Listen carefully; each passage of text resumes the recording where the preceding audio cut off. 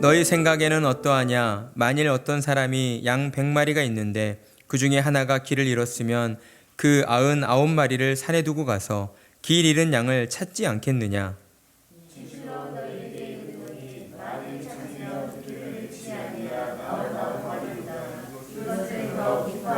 함께 읽습니다. 이와 같이 이 작은 자 중에 하나라도 잃는 것은 하늘에 계신 너희 아버지의 뜻이 아니니라. 아멘.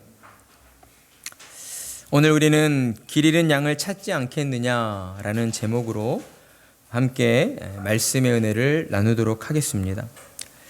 예수님께서는 천국에서 누가 큰 자인가를 두고 논쟁하는 제자들에게 천국에서 큰 자는 어린아이와 같이 스스로를 낮추는 겸손한 사람이다 라고 말씀해 주셨습니다.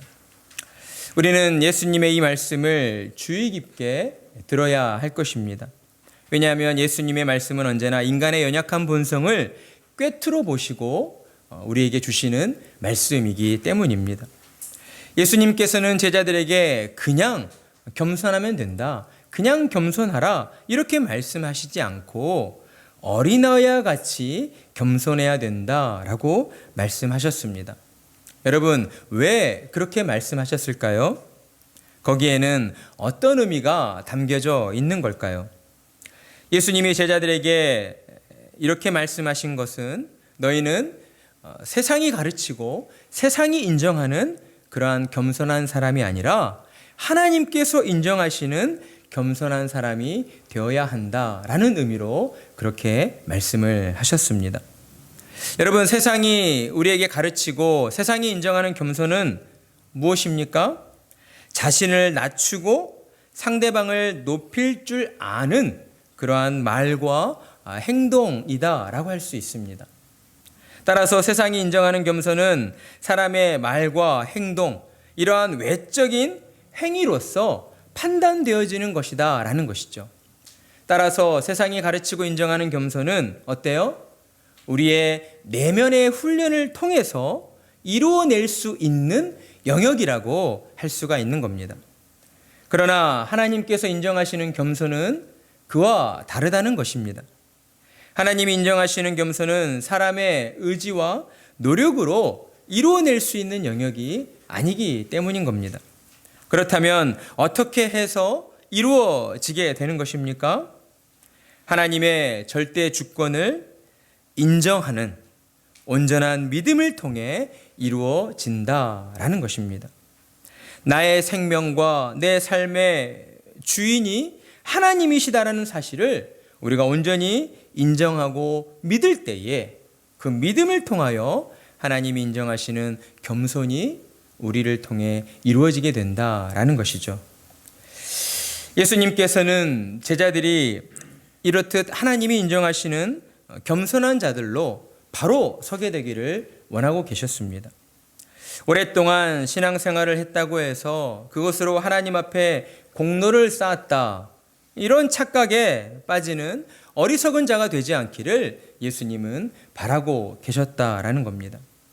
그리고 예수님은 제자들이 신앙생활을 하면서 그들이 가장 쉽게 범할 수 있는 한 가지 잘못에 대하여 가르쳐 주셨습니다. 그것은 무엇이었습니까?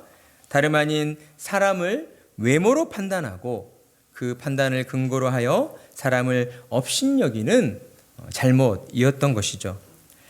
사람들은 대체로 외모로 다른 사람을 판단하게 됩니다. 생김새를 보고 그 사람의 성격이나 그 사람의 성향을 파악하려 들게 되죠. 그러나 여기까지는 문제가 된다고 할 수는 없습니다.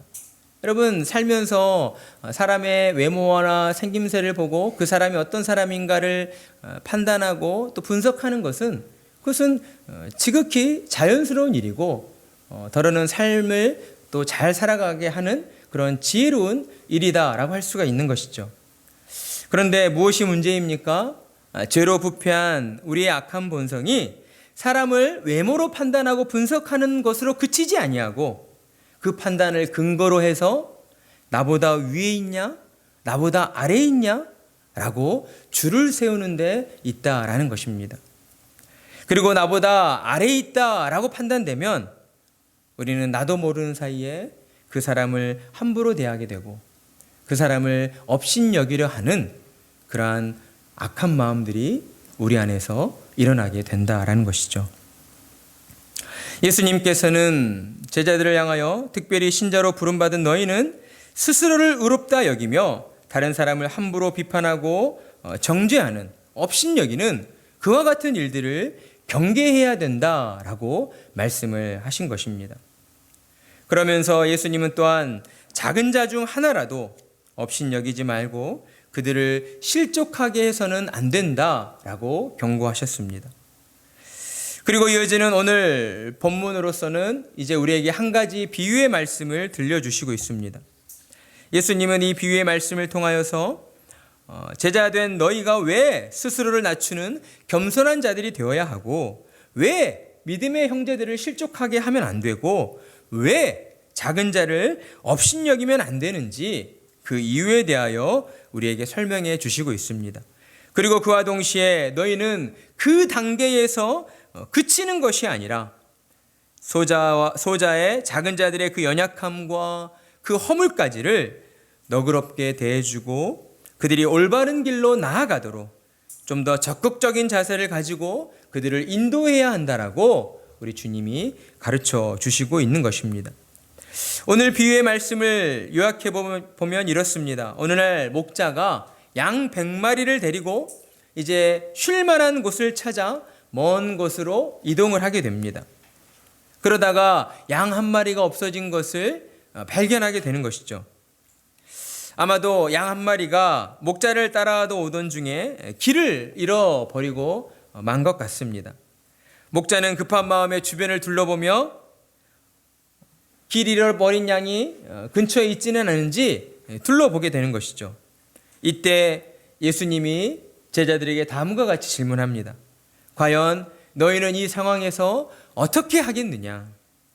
너희는 길 잃은 양 한 마리를 찾아 나서겠느냐? 라는 의도를 가지고 제자들에게 질문을 하십니다. 그리고 예수님께서는 바로 이어 양을 진정 사랑하는 목자라고 한다면은 길 잃은 양을 찾아 나설 것이다 라고 말씀해 주시는 것이죠. 비록 길을 잃은 양이 어디에 있는지 도무지 알지 못한다 할지라도 양을 사랑하는 목자는 이곳 저곳을 찾아 헤매는 그러한 수고를 마다하지 않고 위험을 무릅쓰고 길 잃은 양을 찾아 나서게 된다라고 말씀을 하는 것입니다.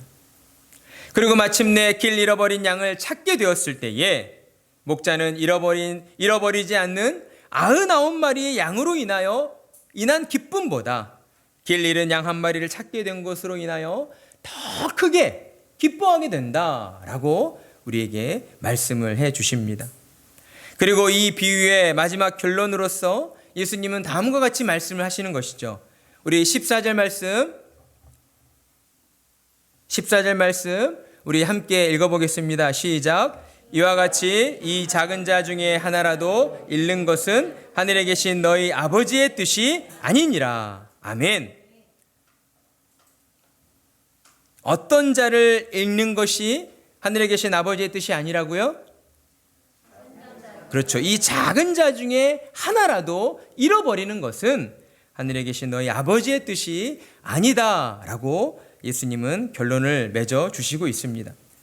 그렇습니다. 예수님께서는 제자들이 하나님의 마음을 깨닫게 되기를 무엇보다 원하고 계셨다라는 것이죠. 그리고 또한 그 가르침은 오늘날 믿음을 가지고 살아가는 이 자리에 모인 성도들인 우리를 향하여서도 그 마음이 전해지고 있는 것입니다. 하나님의 마음은 어떠한 마음이었습니까? 하나님에게 있어서 소중하지 않은 사람은 없다라는 것입니다. 하나님에게 있어 이 땅의 모든 사람들은 모두 동일한 그러한 사랑받아 마땅한 존재들이다라는 것이죠. 그 가운데에서도 예수님은 특별히 하나님의 자녀로 택함받은 자들을 하나님은 그 무엇보다 사랑하고 계신다라고 말씀해 주시고 있습니다. 믿음을 가지고 있는 자들 가운데에서도 때로 믿음이 연약하여서 그의 삶이 힘들고 어려워서 믿음의 길에서 넘어지고 어려움 가운데 빠져 있는 그러한 성도들을, 그러한 작은 자들을 하나님께서는 더 사랑하여 주시고 더 많은 관심을 가지고 그들을 지켜보시고 그들을 돌보고 계신다라고 우리에게 말씀해 주시고 있다라는 것입니다. 예수님이 우리에게 주신 이 비유의 말씀은 하나님께서 99마리의 양보다 길 잃어버린 양 한 마리를 더 사랑하시고 더 소중히 여기신다, 이것을 가르치시려고 하시는 말씀이 아닙니다. 하나님께서는 하나님이 택하신 모든 양들, 그러니까 그 모든 성도들을 사랑하여 주시고 특별히 그 가운데에서도 잃어버린 자가 없는지를 하나님은 늘 지켜보시고 계신다라는 것을 우리에게 교훈하시고 있다라는 것입니다. 그러니 우리는 하나님의 마음을 온전히 깨닫는 자들이 되어야 하는 것이죠. 세상의 방법대로 효과적이고 효율적인 것만을 추구하는 자들이 되어서는 안 된다라는 것입니다. 여러분, 우리가 살아가는 이 세상은 어떻습니까? 뭐든지 저비용으로 고효율을 내는 이러한 원리를 가지고 세상의 모든 일들이 운영되어지고 있습니다. 하나를 잃더라도 열을 얻으면 된다. 하나를 내어주고 하나를 포기하고 열을 얻으면 된다라고 하는 그러한 가치관이 우리가 살아가는 이 세상의 절대적인 가치관이다라는 것이죠. 그러다 보니 어떻게든 적은 비용으로 더 많은 이득을 내는 일에 혈안이 되어 있습니다. 설령 우리 주변에 하나를 잃어버린다 할지라도 그 잃어버린 것보다 우리가 가지고 있는 것이 더 많다면, 얻은 것이 더 많게 된다면 그것을 가지고 괜찮다라고 이야기를 하는 그러한 세상이다라는 것이죠. 오늘날 우리 주변을 둘러보면 이러한 일들이 참 많이 벌어지고 있습니다. 최근에 뉴스에 나온 사건인데요. 지하철에서 장애인 단체와 장애인들이 시위를 벌이는 그러한 일이 있었습니다. 장애인 단체가 지하철 시위를 벌이게 된 것은 장애인을 위한 특별교통수단법을 개정하고 장애인들도 비장애인들과 마찬가지로 동일하게 편하게 이동할 수 있는 그러한 시설들을 도입해 달라라고 하는 취지였습니다. 그러기 위해서는 예산을 거기에 많이 투자를 해야 되는 것이죠. 그런데 이러한 시위로 인하여서 아침에 바쁘게 출근하는 많은 사람들이 큰 불편을 겪게 되었습니다. 그러다 보니 어떤 사람들은 노골적으로 장애인들을 비하하고 그들의 그 방식이 너무 무모하고 무지하다라고 비판을 하는 것이죠. 그러나 사랑하는 성도 여러분, 우리는 이러한 사건들을 바라볼 때에 세상의 관점으로서 이 일들을 바라보아서는 안 된다라는 것입니다. 하나님의 나라의 관점으로 이 땅에서 벌어지는 그러한 일들을 우리가 바라보아야 한다라는 것이죠. 다수의 이익을 우선시하는 세상의 관점을 가지고 세상의 약자들을, 작은 자들을 우리가 평가하고 바라보아서는 안 된다라는 것입니다. 물론 장애인 단체가 좀 더 좋은 방법으로 자신들의 주장을 펼쳤으면 좋았겠다라는 생각이 들지만 반대로 생각해 보면 그들의 의견이 얼마나 반영되지 않았으면 그들도 힘들었을 텐데 저렇게까지 했을까라는 생각을 하게 되는 것이죠. 여러분, 세상의 일들을 바라볼 때에 하나님의 관점으로 바라보기 위하여 우리는 이런 시각이 우선시 되어야 합니다. 사람은 누구나 자신이 경험해 보지 않은 일을 온전히 이해할 수 없습니다. 따라서 비장애인으로 살아가는 우리는 결코 장애인들의 삶을 이해할 수가 없다라는 것이죠. 장애인 단체가 출근길에 지하철 시위를 벌이는 것에 대하여 우리는 이러한 관점으로부터 그들을 바라보고 그들을 평가해야 하는 것입니다. 장애를 가진 분들이 비장애인들이 상상하지 못하는 그러한 불편함과 어려움들을 겪고 살아가고 있구나라고 하는 그러한 생각으로부터 세상의 일들을 평가하는 일들이 시작되어야 한다라는 것이죠. 특별히 믿음을 가지고 살아가는 저와 여러분은 하나님 나라의 관점을 가지고 이 세상의 일들을 바라보아야 합니다. 하나님의 나라는 어떻게 하면 더 많은 이득을 얻을까 하는 그러한 효과적이고 효율적인 방법만을 추구하는 그러한 곳이 아니기 때문입니다. 하나님의 나라는 미천하고 연약할지라도 길 잃은 한 영혼을 얻기 위하여 자신의 전부를 내어주시는 그러한 희생과 수고를 마다하지 않는 온전한 사랑으로서 이루어져 가는 그러한 공동체이기 때문입니다. 사랑하는 성도 여러분, 본래 저와 여러분도 오늘 말씀에 등장하는 길 잃어버린 그러한 한 어린 양과 같은 자들이었습니다. 우리는 스스로 우리의 목자 되신 하나님 곁을 떠나 우리가 나아가는 길이 위험한 길인지도 모르고 그저 내 마음대로, 내 멋대로 그렇게 천방지축 살아가고 있던 사람들이었다라는 것이죠. 그런데 그런 우리에게 하나님께서 먼저 찾아와 주셨고 하나님께서 우리를 향하여 사랑의 손길을 먼저 내밀어 주셨습니다. 갈 바를 알지 못하고 방황하던 우리를 하나님의 품으로 인도해 주시기 위해 당신의 하나뿐인 아들 예수 그리스도를 우리를 위해 십자가에 내어 주신 것입니다.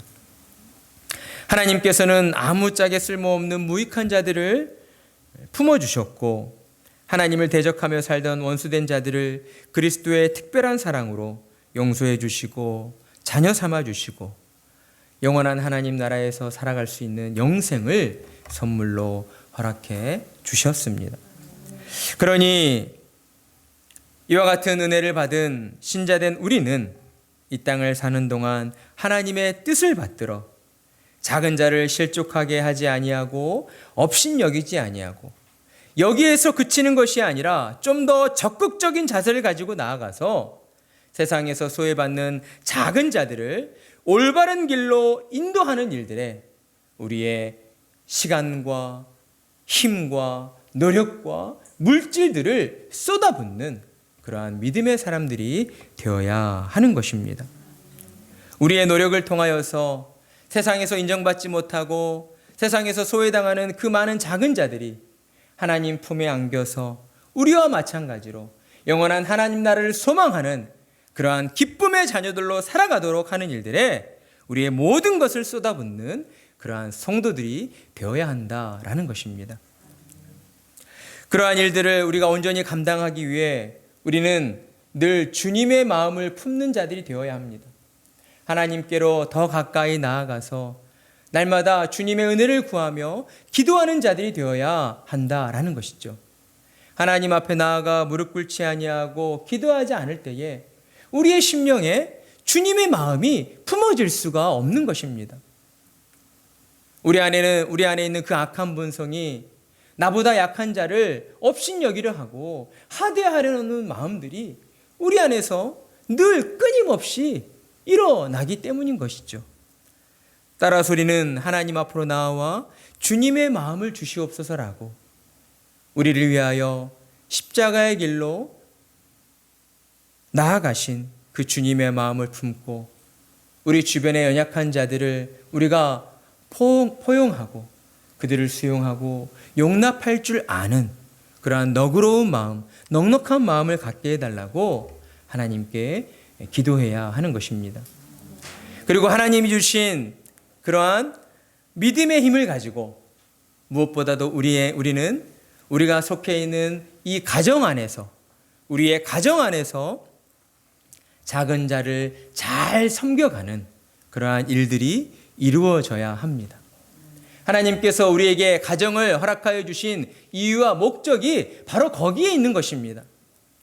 세상의 가치와 세상의 방법들로 이루어지지 않는 그러한 믿음의 공동체, 하나님의 나라 천국이 이루어지는 그러한 작은 천국을 맛보게 하시기 위하여 우리를 믿음의 가정으로 불러주셨다라는 것이죠.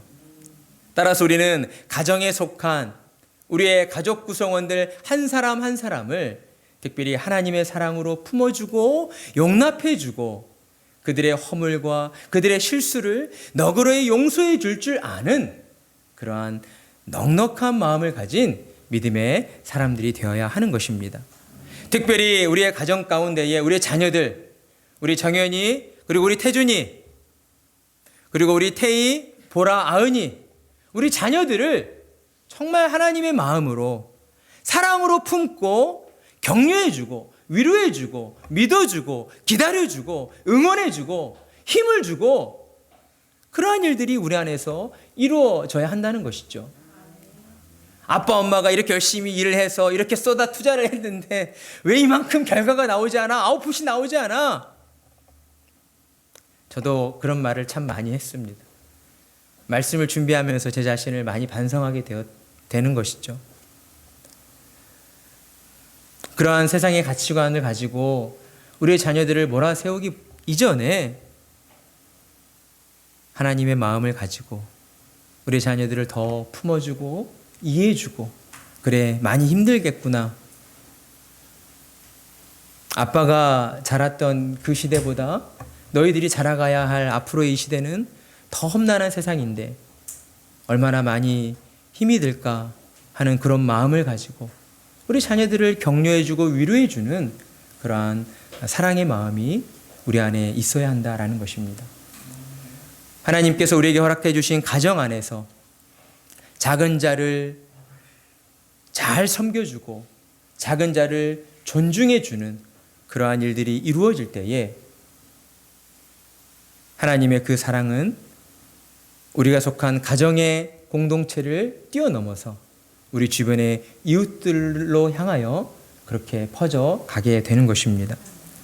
그로 말미암아 우리가 살아가는 이 세상은 하나님께서 이루고자 하시는 작은 자를 업신여기지 않고 실족시키지 않고 잃어버린 한 영혼을 하나님께로 인도하는 일들에 우리가 더욱 마음을 모으고 협력하여 힘써 나아가는 그러한 일들이 더 많이 이루어지게 된다라는 것입니다.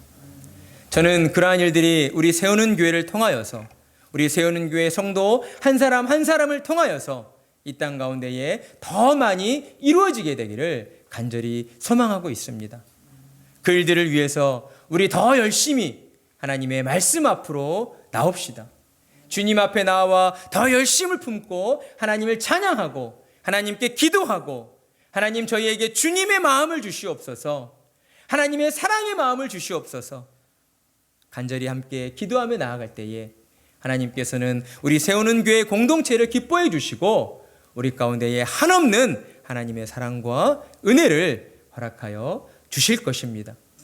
그 은혜를 힘입어서 우리 각자의 삶 속에서 하나님께서 잃어버려서 마음 아파하시는 한 영혼이 없는지 늘 우리 주변을 둘러보고 그들에게 찾아가 그들에게 사랑을 나누어주고 그들의 마음을 들어주고 위로해주고 격려해주는, 그래서 그들의 영혼이 하나님께로 다시 돌아오게 되어지는 그 일들의 귀하게 쓰임받는 우리 성도님들이 다 되시기를 간절한 마음으로 축복합니다.